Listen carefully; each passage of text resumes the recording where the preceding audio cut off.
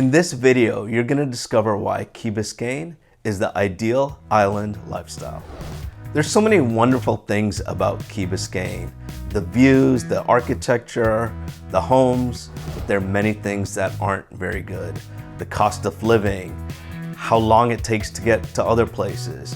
We're gonna dive deep on everything, both good and bad. And at the end of this video, you're gonna decide if Key Biscayne is the right fit for you. My name is Amit Bhuta. I'm part of the All in Miami group. We sell luxury real estate in all of Florida. We sell some of the most expensive homes to some of the richest people that you read about on the news. If you like this content, make sure to subscribe and hit that notification bell so you can get our content the second it is released. So the perfect day for me in Key Biscayne, I start off solo, by myself. I go to the very, very far part of Key Biscayne, Billbags Park. Billbags Park is one of the highest rated beaches in the country, year in, year out. And with this beach, it's very, very different than South Beach. It's very clean, it's very nice, it's very family friendly. And one of the things that's really cool about Billbags Park is you have the Cape Florida Lighthouse. I think I'm saying it right. It's the oldest structure in Miami-Dade County. It was built in 1825. So on this perfect day, I'm gonna go there and that's gonna be my first photo for Instagram. I'm gonna do a story there. Then I'm gonna continue going on Billbags Park, get a little exercise and just basically live where people want a vacation. So that's the first thing I'm gonna do. The next thing I'm gonna do is I'm gonna get my wife, Rushmi, to go with me to a tennis court. We're gonna go to Crandon Park where they used to play some professional tennis tournaments there. They no longer do the tournament there. The residents didn't want them there anymore.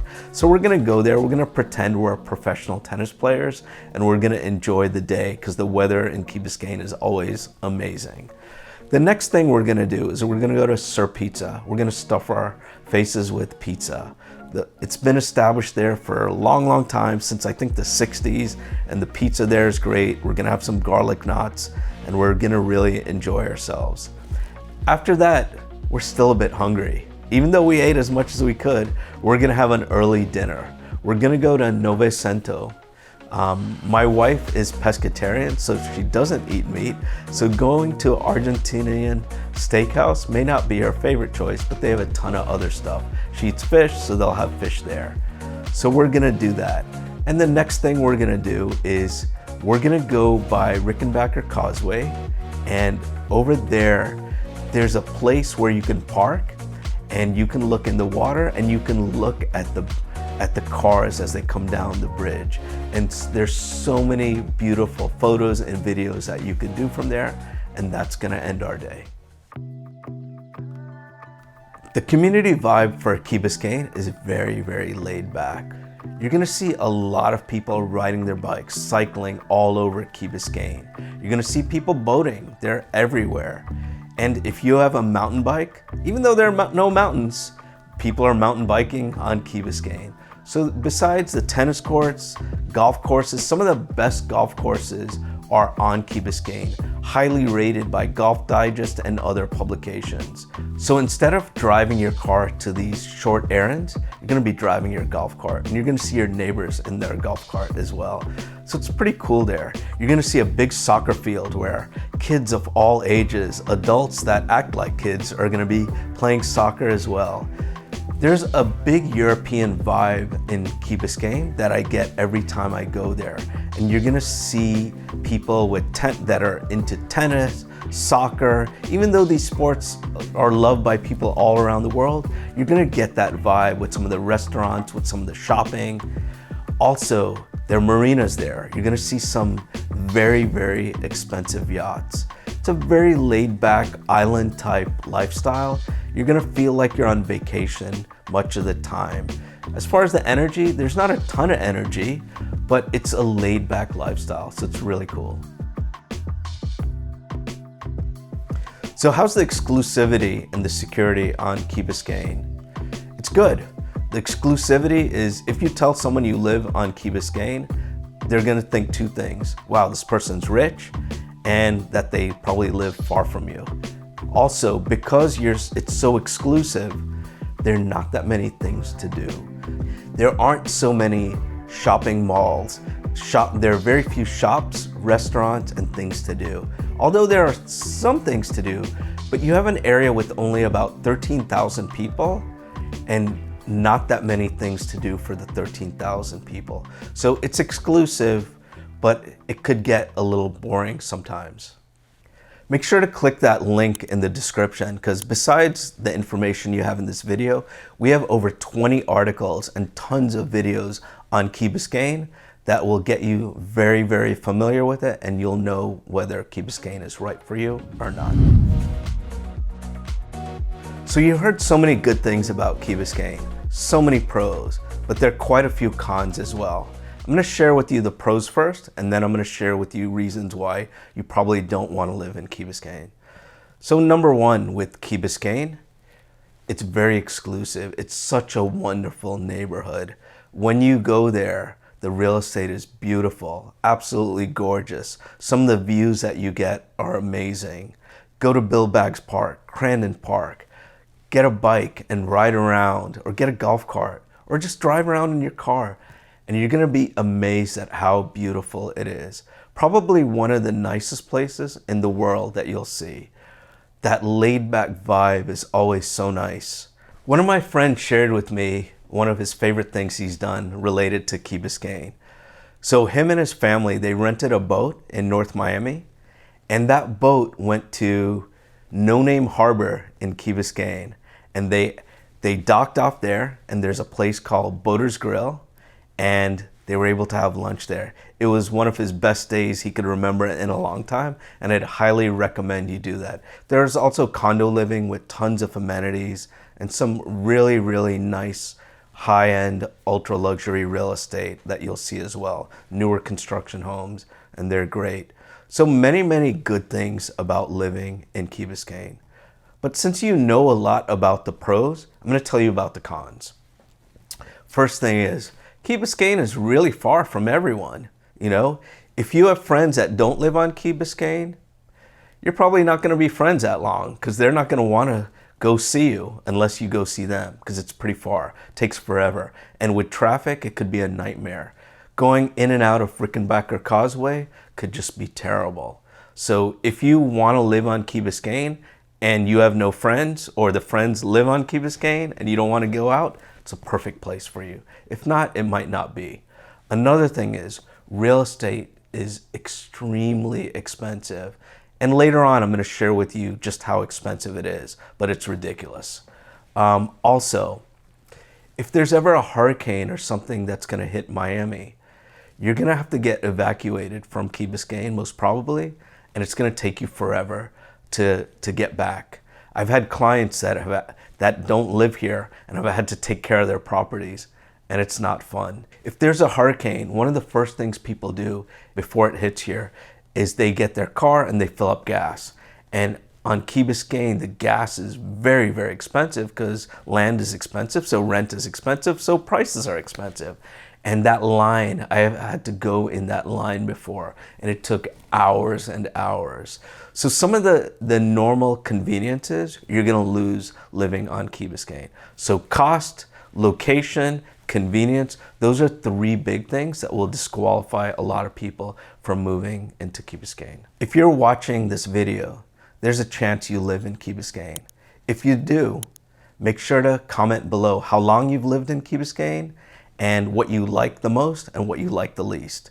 If you're thinking about moving to Key Biscayne, make sure to comment below why you're thinking about moving to Key Biscayne and if there are any concerns you have, because we'll all try and be a community and share with you all the right answers to the questions you have. So how's the location of Key Biscayne? It's not very good. It's one of the biggest downsides of Key Biscayne. It's great that it's exclusive and it's far from everything, but it's far from everything. If you need to go to the airport, if you need to go anywhere else, you better be prepared to wait in traffic for a long time, no matter when you're going. Traffic is terrible. If you go on US 1 getting into Key Biscayne, terrible. If you're going on Rickenbacker Causeway, it's terrible. Just make sure that you have a lot of patience or you have a lot of good listening stuff in your car, because the location is miserable unless you've arrived at your destination, which is Key Biscayne. So how's the privacy and security of Key Biscayne? It's okay. There's not really gated communities, if I remember properly, for single family homes. If there is, they're very few.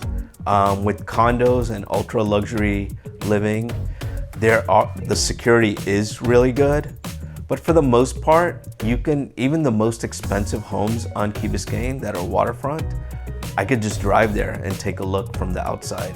So it's not great. It's more or less the people's individual security that is going to protect them, not Key Biscayne. So the security isn't that great. The architectural features of Key Biscayne are pretty diverse. You're going to see lots of different homes.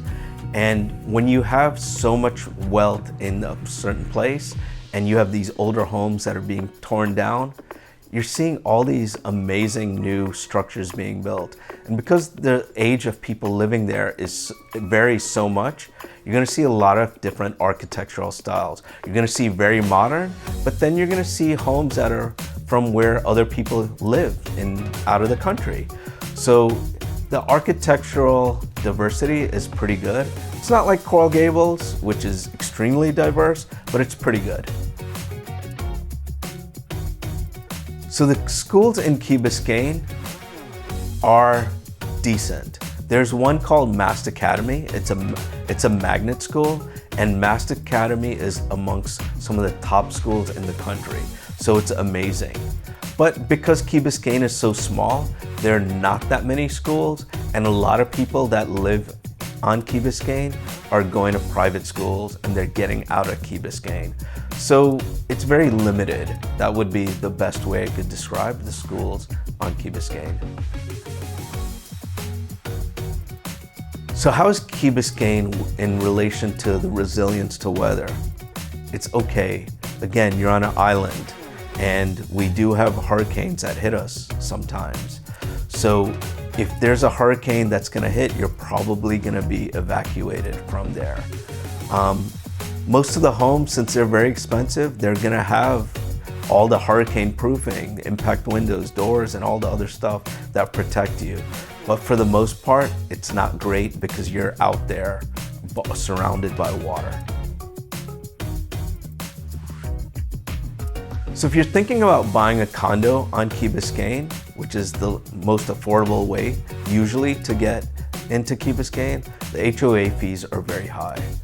Good thing is if you buy it as an investment property, the rents are high as well. So it's pretty expensive for HOA fees. There are quite a few amenities. There are many luxury buildings on Key Biscayne, Oceana, and some of the other ones that are very expensive, but they have amazing amenities as well. So how much does it cost to buy a property on Key Biscayne? Good thing you asked. I have the information. So currently there are 153 properties, actually 155 properties on Key Biscayne for sale.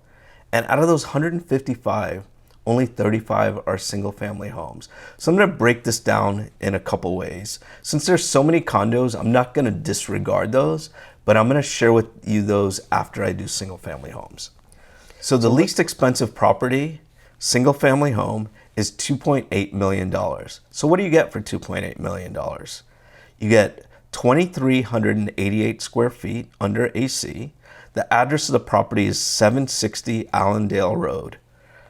It was built in 1950, has a swimming pool. The lot is very small. It's 7,500 square feet. So what does 7,500 square feet mean? 7,500 square feet is, an acre is 43,560, and this is 7,500 square feet. So it's much less than a quarter acre lot. You have a pool that's 15 by 20, so it's a pretty small pool. And let's take a look at some of the photos. Mexican tile, which is obviously not what most people are looking for today. Kitchen looks older. Just looks like a very small home.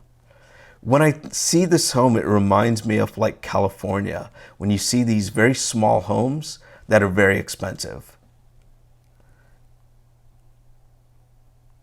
And this is probably a bigger one than you would see in California, but the lot is very small. Definitely really outdated, needs, probably $500,000 or more on updates. Okay, so that's the least expensive. So let's see the most expensive one for sale currently.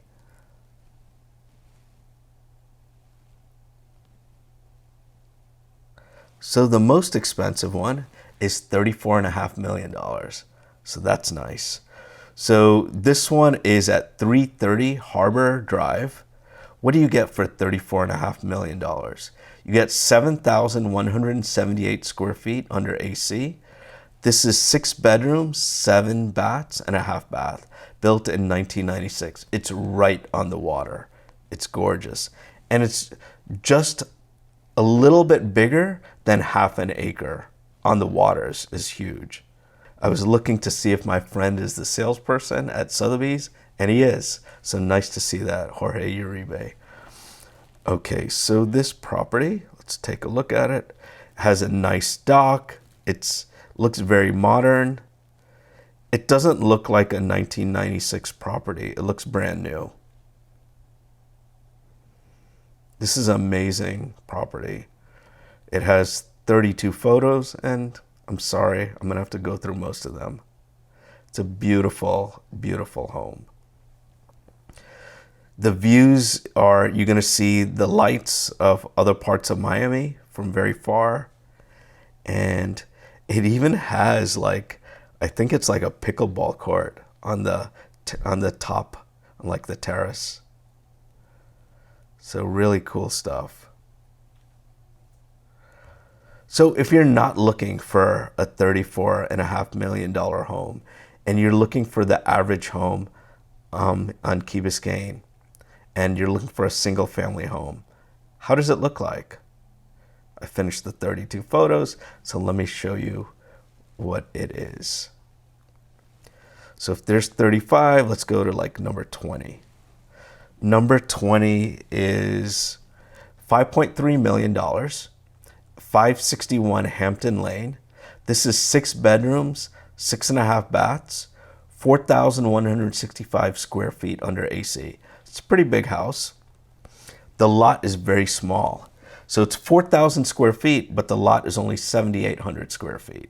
So tiny, definitely something that you would see like in California. Built in 2013. And let's take a look at some of the photos. Has a 2-car garage. Lots of greenery all the way around. Looks like a modern home, because it sort of is.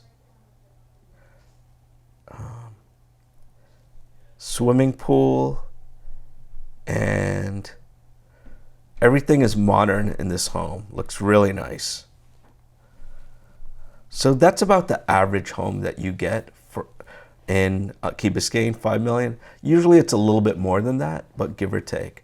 So since I told you condos are very apparent in Key Biscayne, they're way more for sale than single family homes. Let's take a look at one. So, and I'm not gonna break down everything, but just to give you an idea. The least expensive condo is $509,000. And if I look at the list, there are 28 condos for sale that are under $1 million. So quite a few under $1 million. But let's look at the most expensive one, because that's always fun to do. The most expensive condo is for $33.9 million. So what do you get for that?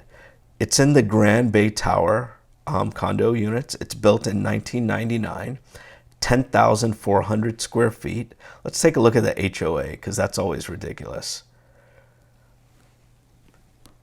It is. Wow, it's a lot. The HOA fee is $10,632 per month. Ridiculous, ridiculous. And let's take a look at some of the photos. This was built in 1999. It looks newer than 99, but it doesn't look brand new. The views are great. Keep in mind, this is a condo, 10,000 square foot condo, which is, ridiculous.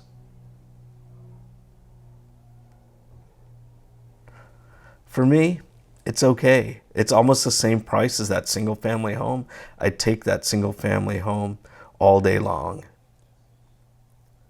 This actually is more expensive because the HOA fee is ridiculous. Let's see what the current taxes are on this unit. It's only $153,000 a year. It'll switch to probably $600,000 a year in taxes. So hopefully that gives you a good idea how it is to live on Key Biscayne and how much money you're gonna need. So what does the average condo go for on Key Biscayne? I'm gonna pick one. This is like the 82nd one out of like 100, close to 150, 100 something. So this is $1.1 million. And what do you get for $1.1 million? This is in a building called Key Colony. I've sold quite a few units in here. This is built in 1978. This is a 2-bedroom, 2-bath. It's 1,541 square feet. And it is, what's the HOA? HOA is still sort of a lot. It's $1,747 a month. So you're gonna pay close to $20,000 a year in HOA fees a year. You're gonna have only one parking spot. If you are an investor and wanna rent it out, you could rent it out twice a year. So definitely a much older building than some of the other buildings on Key Biscayne. Definitely an outdated unit. So for $1.1 million, you're gonna get a 2-bedroom that's outdated, decent square footage, one parking spot, and okay amenities. And let me see if there's anything else I can tell you about this unit.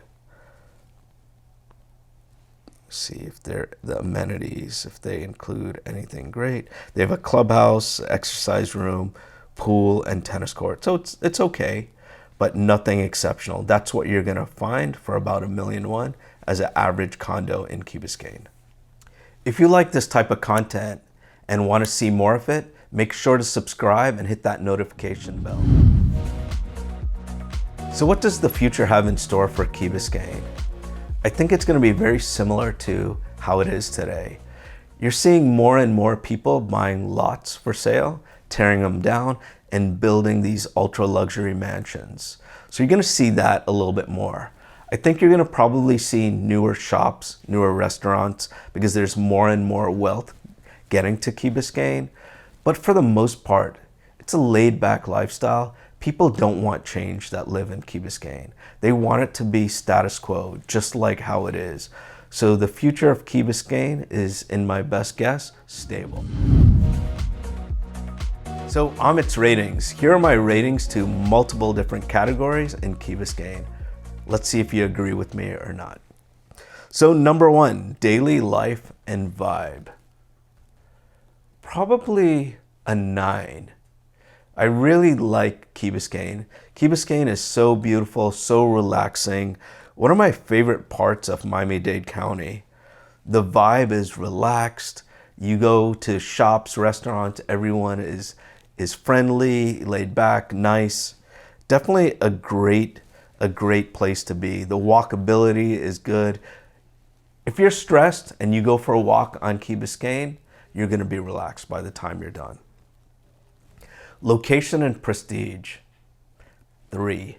10 for prestige, but 1 for location. And for me, since the location, since it's so inconvenient, I gotta put all the stress on that bad location. If you're looking to go to the airport, if you're looking to go anywhere else in Miami, or if you're looking to visit a friend, the odds are they don't live on Key Biscayne, and it's gonna be a pain to get there. So not very good. Prestige, if you tell someone you live in Key Biscayne, they're gonna be impressed. Some of the most expensive luxury real estate in Florida and some of the parts of the country too. Waterfront living and views. Probably a 7, because if you have a single family home, and right now we saw there were only 35 homes for sale that were single family homes, a lot of those had waterfront views and they're amazing. If you're in a condo, you're probably gonna get waterfront views as well. Key Biscayne is beautiful and you're gonna see a lot of greenery and these waterfront views. It's a very, very Instagrammable place. Amenities and lifestyle. An 8 for me. The lifestyle is great if you wanna feel like you're on vacation every day. Lots of amenities. If you have a mountain bike without mountains and you want to ride around, by all means do it. If you have a boat, you can do it. If you want to play golf, tennis, anything, there's so many things to do. And so many of these waterfront bars and clubs too. There used to be a place called Sundays on the Bay. I used to go there years ago with my friends and it was so relaxed. There's a place called Rusty Pelican where you can get dinner, breakfast, whatever. It's a very, very popular spot for Mother's Day brunches. So again, amazing lifestyle and amenity. Privacy and security.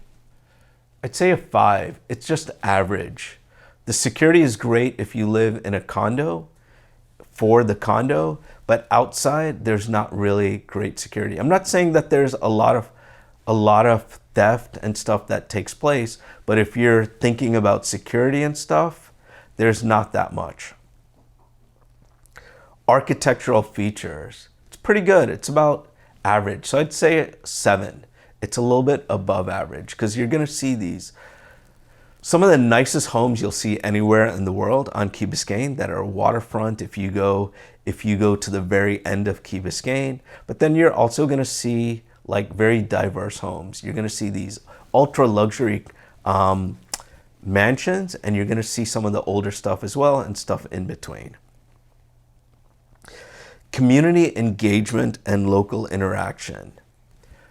There is quite a bit of community engagement, so I'd say 6, but some people are just laid back, and for a lot of people, it's not their primary residence. Even though there are a lot of people that it is, but there's not everyone that lives there. So there's gonna be a little bit of a disconnect there as well. Cost of living and real estate, a 2. Key Biscayne is amongst the most expensive places to live in South Florida. So it's very, very expensive to live there compared to what you get for the dollar compared to other places like Pinecrest or Palmetto Bay or Kendall or other areas that are nice as well. Green space and outdoor living. Green space and outdoor living is a 10. There are so many different beautiful views that you have in Key Biscayne. Crandon Park, Bill Baggs Park, just so many different areas that you can spend the whole day with all the green spaces. So 10 out of 10. Climate resilience, 6. It's okay, but there's nothing special with Key Biscayne. And since you're on an island, you're a little bit worse off than other parts because to get off is a pain and you have a better chance of getting hit. Not saying that there's a lot of hurricanes there, but you would be worried if you lived there and a hurricane is gonna hit us and you live on a small island. So my controversial Amit's rating score for Key Biscayne is 63. And yeah, of course, the cost of living is very high, but my controversial take is the location.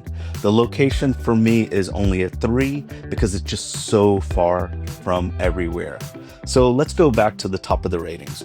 Pinecrest is 82, Coral Gables is 74, Coconut Grove is 73, Fisher Island is 64, Key Biscayne again comes in at 63, and South Miami is 60. I've been going to Key Biscayne since I was 7 years old, and later I would just watch as many of these tennis tournaments that they had while they were being played there. If you'd like to go really, really deep on Key Biscayne, or you're not sure if Key Biscayne is right for you, or you just want to know some of the best date spots, make sure to click on the link. We've spent 4 years and tons of dollars to get the best information for you on Key Biscayne.